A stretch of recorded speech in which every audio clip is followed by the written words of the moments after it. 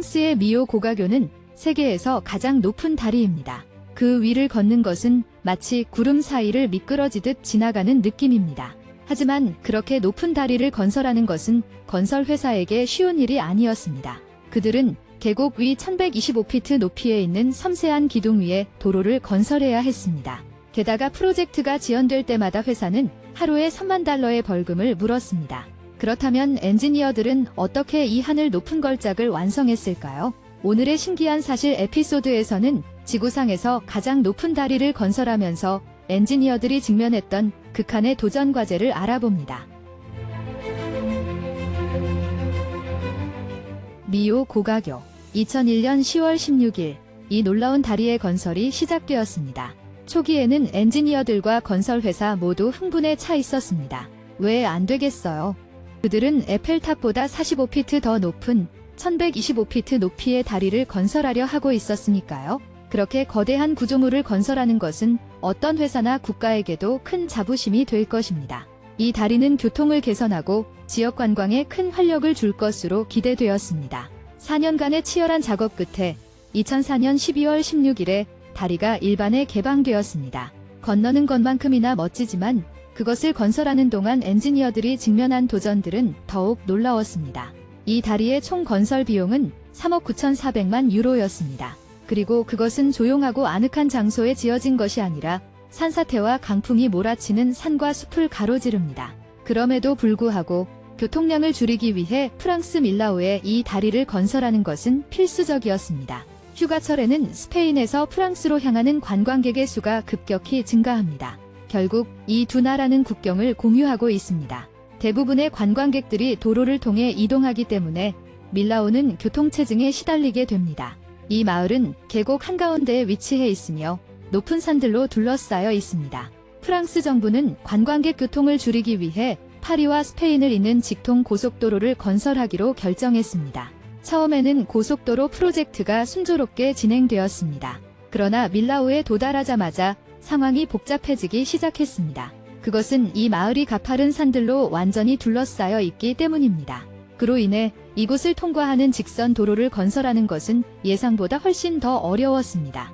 도시와 정글을 가로지르기 위해 다리를 건설해야 했습니다. 그리고 그것은 밀라오 산들만큼 높아야 했습니다. 프로젝트는 1980년대에 시작되었지만 어떤 건설회사도 이처럼 고도가 높은 공사를 맡으려 하지 않았습니다. 대부분의 회사들은 산사태와 시속 150km의 강풍이 부는 지역에 다리를 짓는 것은 너무 위험하다고 생각했습니다. 게다가 그렇게 높은 다리는 붕괴하거나 무너질 심각한 위험을 가지고 있었습니다. 그 결과 공사는 수년 동안 중단되었습니다. 그러나 프랑스의 교통량이 한계를 넘어서자 프랑스 정부는 2000년대 초에 과감한 결정을 내려 다리를 짓기로 했습니다. 그러나 계약을 따낸 건설회사는 세 가지 주요 도전에 직면했습니다. 먼저, 그들은 바위산 사이에 높은 교각을 설치해야 했습니다. 둘째, 그들은 그 기둥 위에 36,000톤 무게의 4차선 고속도로를 설치해야 했습니다. 셋째, 그들은 구조 강도를 높이기 위해 다리에 강철 아치를 설치해야 했습니다.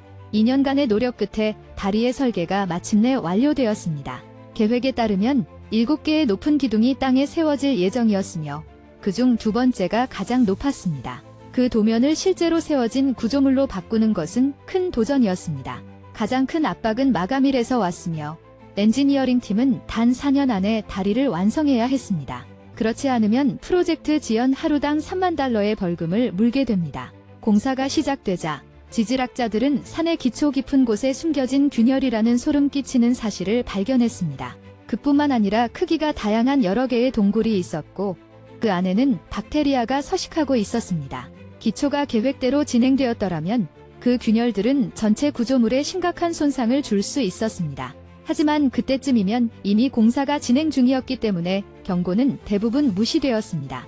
하지만 첫 번째 교각을 완성한 직후 거대한 산사태가 현장을 덮쳤습니다. 첫 번째 기둥의 전체 기초가 돌층 아래에 묻혔습니다. 다행히 피해가 심하지 않아 기둥 건설은 계속되었습니다. 팀은 모든 7개의 기둥을 짓기 위해 무려 200만 톤의 콘크리트를 사용했습니다. 이를 가능하게 하기 위해 그들은 건설 현장에 공장을 설치하여 매일 신선한 콘크리트를 생산했습니다. 하지만 그것만이 도전은 아니었습니다. 기둥의 형태와 설계도 큰 골칫거리가 되었습니다. 기둥은 바닥은 넓지만 위로 갈수록 매우 좁았기 때문에 매우 얇고 만들기 까다로웠습니다. 정확성이 전부였습니다. 기둥을 정확한 위치에 배치해야 했습니다. 그래서 GPS 기술이 그 위치를 안내하는 데 사용되었습니다. 2003년 11월까지 회사는 7개의 모든 기둥을 목표한 높이까지 성공적으로 세웠습니다. 하지만 시간이 빠르게 흐르고 있었습니다.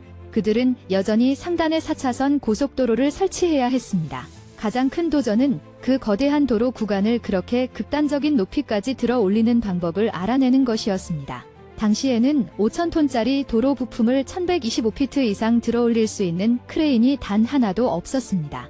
더 나아가 강풍으로 인해 그것들을 정확하게 배치하는 것이 거의 불가능해졌습니다.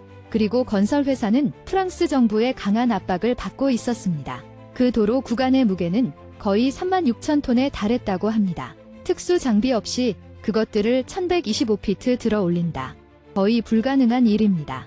그리고 잊지 말아야 할 것은 항상 치명적인 사고, 인명 손실 및 재정적 재앙의 위협이 있었다는 것입니다. 그래서 회사에게 다리 완공은 엄청나게 어려운 일이 되었습니다. 그래서 콘크리트 도로 부품 대신 강철 부품을 사용하기로 결정했습니다. 이 일을 실현하기 위해 프랑스 회사가 참여했습니다. 그 시점에서 회사는 각 강철 부품을 매우 정밀하게 제작했습니다. 그들은 크기에 있어 아주 작은 실수도 감당할 수 없었습니다. 하지만 진짜 도전은 그 거대한 강철 부품들을 공장에서 건설 현장까지 옮기는 것이었습니다. 맞아요. 각 부품은 90톤이 넘었어요. 그리고 밀라오까지의 길. 전부 굽이지고 지그재그였습니다. 그래서 회사는 운송을 도와달라고 경찰에 요청해야 했습니다.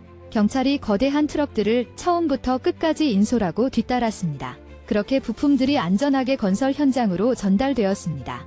이제 질문은 그 거대한 기둥들 사이에 어떻게 강철 부품을 설치할 것인가였습니다.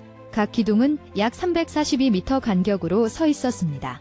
처음에는 구간을 한 기둥에서 다른 기둥으로 밀어넣는 것을 생각했습니다. 하지만 곧 엔지니어들은 그 사이의 간격이 너무 크다는 것을 깨달았습니다. 추가 지지대 없이 구간이 미끄러지다가 붕괴될 수 있었습니다. 게다가 너무 무거워서 기둥의 얇은 윗부분을 손상시킬 수 있었습니다. 기억하세요.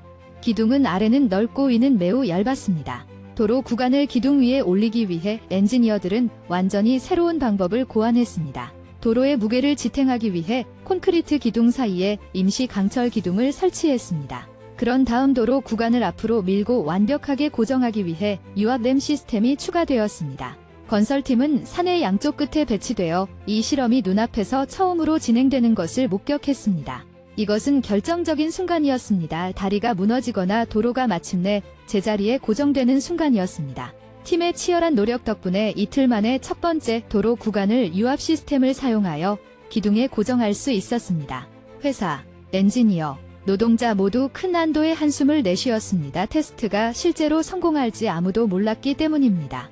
이 단계 동안 팀은 날씨도 면밀히 관찰했습니다. 결국 높은 산들 사이의 강풍이 몇 초 만에 모든 것을 망칠 수 있었습니다. 그래서 팀은 하늘이 맑고 바람 예보가 안전한 일주일 중 세 날을 골랐습니다. 회사는 그 세 날의 완벽한 날씨를 이용해 도로 구간을 기둥 위에 올렸습니다. 다른 날에는 유압 시스템을 다음 기둥 세트에 맞게 재배치했습니다. 수개월간의 정밀하고 힘든 작업 끝에 다리 상판의 모든 구간이 성공적으로 고정되었습니다.